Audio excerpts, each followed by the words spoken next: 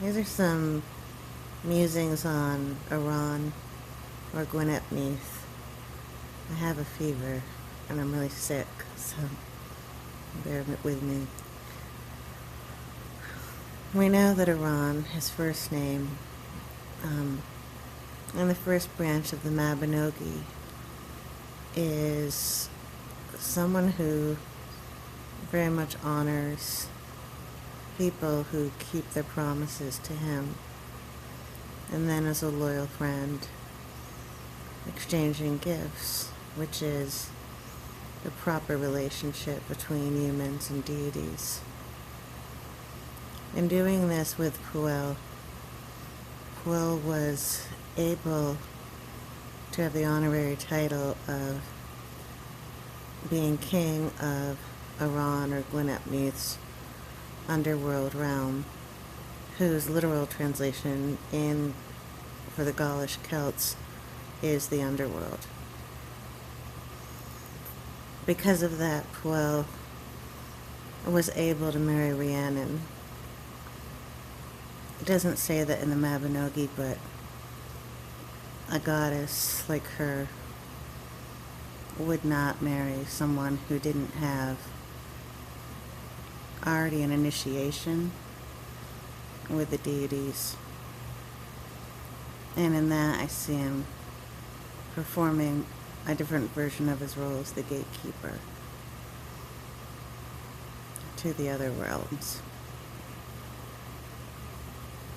The problem with everything Brythonic that we know is it was written by people who were Christian and not of the culture or the time period, and really far removed from everything about that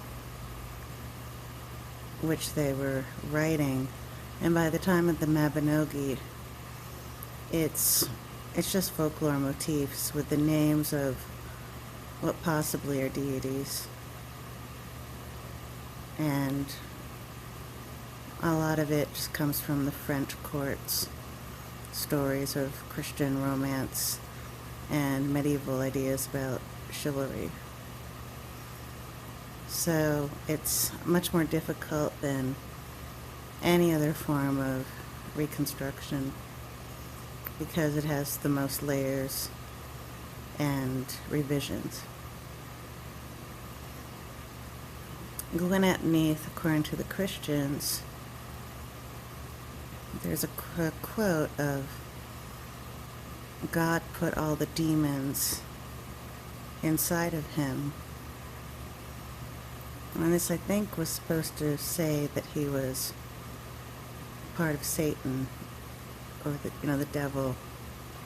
And I heard it and immediately thought, well, how nice of Gwyn to keep all the demons away from us.